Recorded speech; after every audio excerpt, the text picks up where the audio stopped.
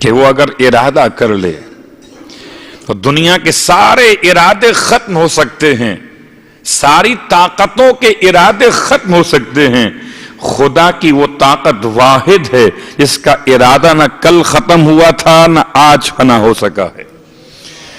تم اپنے لحاظ سے جو کرتے چلے جاؤ، تم خیمے جلا سکتے ہو، تم لاش کو پامال کر سکتے ہو، تم سر کو کاٹ کر نو کے سنا پر اٹھا سکتے ہو، لیکن اگر خدا کا ارادہ ہو کہ ذکر حسین بلند رہے گا تو ارادہ خدا کامیاب ہے، ارادہ غیر خدا کل بھی ناکام تھا اور آج بھی ناکام ہے۔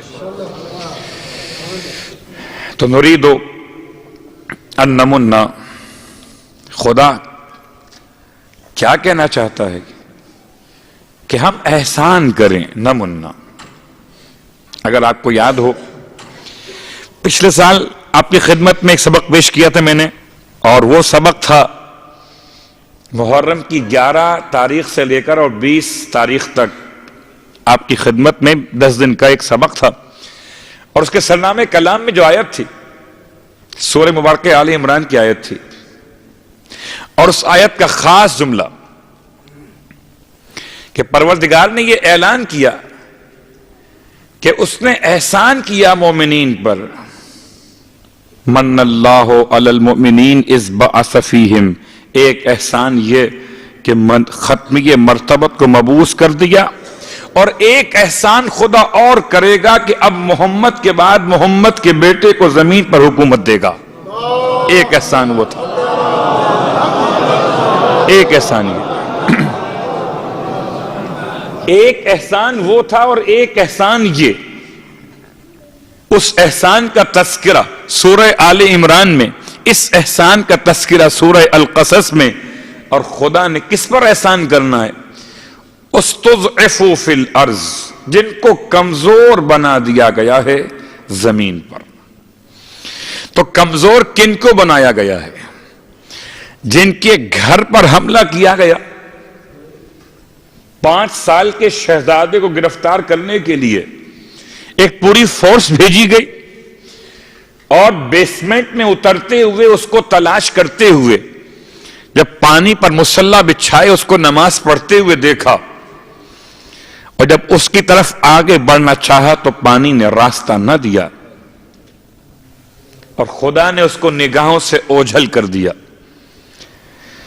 اللہ اکبر۔ لفظ کمزوری کا ایک ترجمہ اور کر دوں، جو 25 سال تک مدینے میں ایسے گزارے کہ جس کو وہ سلام کر لے اس کو پلٹ کر کوئی سلام کا جواب بھی نہ دے۔ کمزوری کسے کہتے ہیں؟ گلے میں رسی بندھوا دی جائے، یہ مجبوری نہیں ہے، اختیار تھا، اشارہ کرتے تو کیا کچھ نہیں ہو سکتا تھا۔ میں کہتا ہوں چھوڑیں مولا کو، وہ تو مولا علی علیہ السلام ہیں، اگر علی اصغر اشارہ کر دیتے تو کربلا کا میدان نہ ہوتا، محشر کا میدان ہو جاتا۔ لیکن اختیار کے بعد استضعفوا فی الارض، انہیں کمزور بنا دیا گیا، اتنا کمزور کہ ہاتھ سے قبالہ چھین کر پھاڑ دیا جائے، اتنا کمزور گھر میں داخل ہو کر اس کے سامنے شہزادی کونین پر ظلم کیا جائے۔ استضعفوا فی الارض صرف ایک مولا کائنات کی ذات نہیں بلکہ ہر ایک دور میں حجت خدا کے ساتھ۔ ہم ان پر احسان کرنا چاہتے ہیں، نجعلہم ائمۃ، ہم انہیں قرار دیتے ہیں اور قرار دیں گے امام، ونجعلہم الوارثین، اور ہم ہی انہیں بنائیں گے وارث۔ اور چلیں اس آیت کی تلاوت کریں جو آیت پیشانی اور روزہ سرکار سید الشہداء بھی لکھی ہوئی ہے، اس یقین کے ساتھ کہ یہ آیت کی سماعت بھی آپ کیجئے اور دعا کرتے ہوئے پروردگار ہم سب کو کربلا معلیٰ کی زیارت نصیب کرے، مگر معرفت کربلا کے ساتھ۔ ایسی کربلا نہیں چاہیے اس میں کربلا کی معرفت نہ ہو، کہ شہر کربلا ہو عظمت کربلا نہ ہو، شہر کربلا ہو پیغام کربلا نہ ہو، شہر کربلا ہو صاحب کربلا کی نصرت کا عنوان نہ ہو، تو اس کربلا میں روضے سرکار سید الشہداء پر، پیشانی روضہ پر سمت قبلہ ایوان ذہب، سونے کا بنا ہوا جو ایوان ہے، اس کے بالکل اوپر جو سائبان تعمیر کیا گیا، اس کی پیشانی پہ ایک آیت لکھی ہوئی ہے، اور آیت بہت بڑے پیغام کے ساتھ بیان کروں، مگر وہ کیفیت پیدا کریں کہ اس آیت کو پڑھنے کے لیے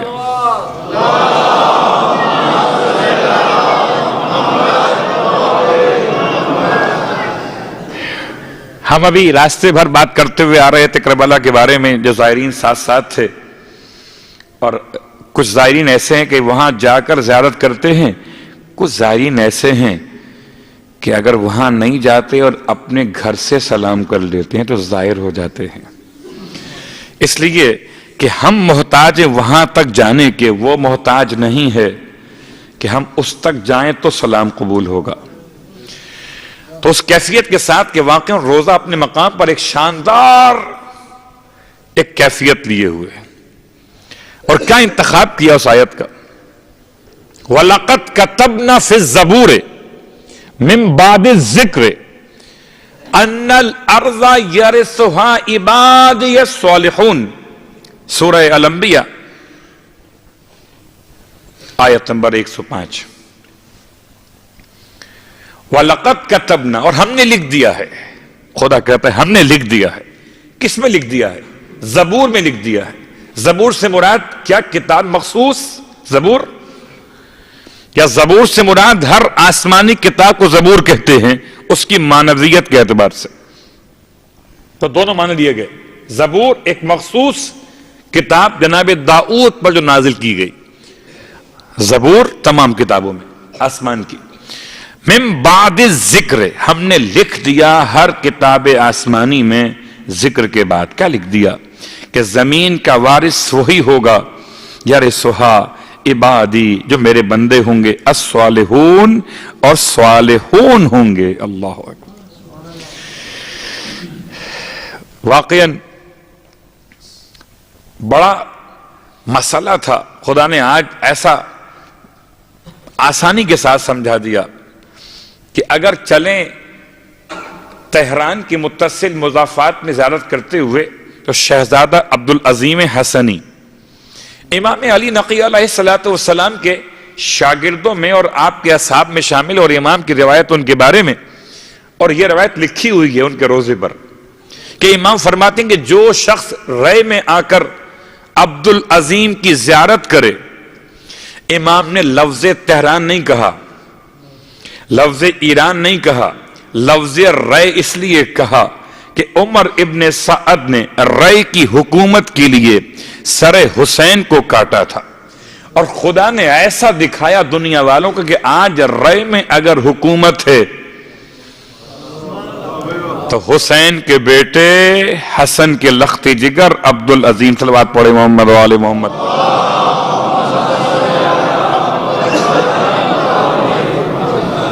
جو رے میں آ کر عبدالعظیم حسنی کو سلام کرے، گویا کہ اس نے کربلا میں سرکار سید الشہداء کی زیارت کر لی ہے۔ تو رے کو بھی کربلا بنا دیا، رے کو بھی کربلا بنا دیا، اور کربلا امام کی ملکیت، صرف کربلا ہی نہیں۔ اب سمجھ میں آتا کہ مقولہ قول کتنا خوبصورت ہے کہ کل ارض کربلا، ہر زمین کربلا ہے، اور جو کربلا ہے حسین کی ملکیت ہے۔ اب چاہے حسین کا نام محمد ہو، حسین کا نام علی ہو، حسین کا نام باقر ہو، حسین کا نام جعفر ہو، حسین کا نام کاظم ہو، حسین کا نام محمد تقی جواد ہو، حسین کا نام علی نقی ہو، حسین کا نام حسن عسکری ہو، یا حسین کا نام مہدی آخر الزمان ہو،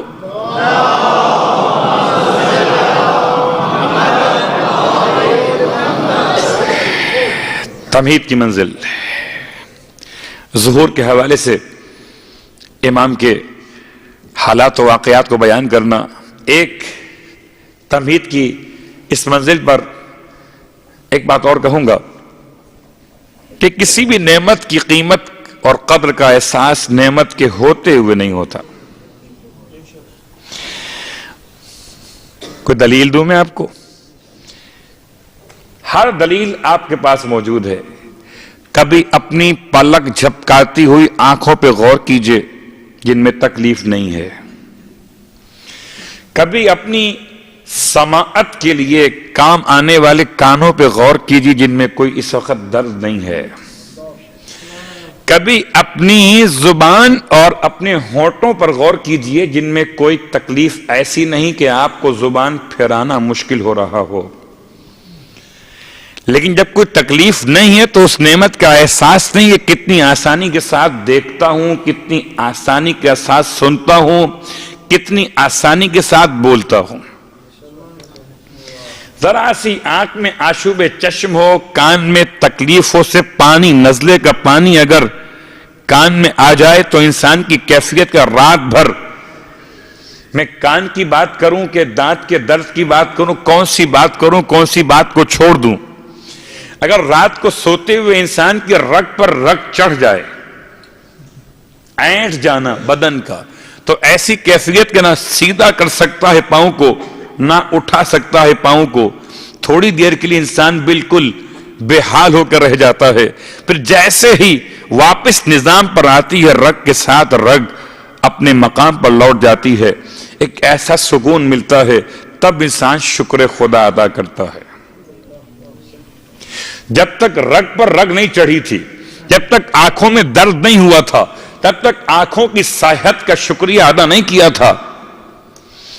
اور شاید اسی لیے خدا نے زمانے ظہور سے پہلے زمانے غیبت کو رکھا ہے کہ پہلے قدر و قیمت کا احساس تو پیدا کر لو کہ ظلمت کسے کہتے ہیں، تاکہ نور کو پہچان سکو۔ جب تک رات نہ ہو تب تک دن کی قدر و قیمت کا احساس کسے ہوگا؟ اور آپ تو ماشاءاللہ شارجہ میں رہتے ہیں، یہاں تو مسئلہ نہیں ہے، یو اے ای کی حکومتیں ماشاءاللہ بہت اچھے انداز سے آپ کو سروس دے رہی ہے نا، کہ لائٹ موجود ہے، مسلسل ہے، ہم سے پوچھئے۔ اس دفعہ بڑی خوشی مجھے اس بات کی ہوئی کہ ماشاءاللہ عراق میں اب استحکام ایسے آگے بڑھ رہا ہے کہ لوڈ شیڈنگ ختم ہو گئی، ورنہ کبھی زمانہ ایسا تھا پچھلے سال کا کہ دن میں 2 گھنٹے یا 3 گھنٹے کو لائٹ آتی تھی، باقی جنریٹر چلتے تھے۔ صرف مثال کیوں لے کر آیا کہ جب لائٹ جاتی ہے تو احساس ہوتا ہے کہ اندھیرا کیا مصیبت ہے اور روشنی کیا نعمت تھی۔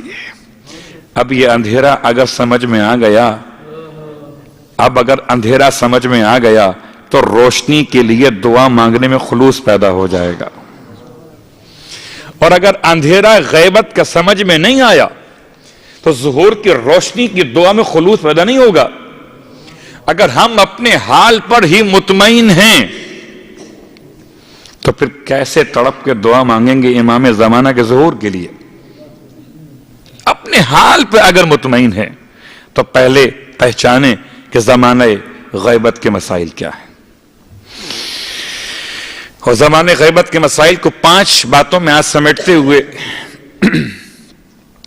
باقی کچھ تذکرہ ان ظہور کے حوالے سے 2 یا 3 جملوں میں اور بیان کر کے تمہید کی بات کو آج مکمل کروں گا۔ 5 مسائل زمانہ غیبت کی مشکلات کو سمجھنے کے لیے، اور پھر چلیں گے دعائے نطبہ کے اس الفاظ کے اوپر کہ جہاں این الحسن این الحسین کے بعد این ابناء الحسین، صالح بعد صالح وصادق بعد صادق، این السبیل بعد السبیل، این الخیر بعد الخیر، این الشموس الطالعہ، این الاقمار المنیرہ۔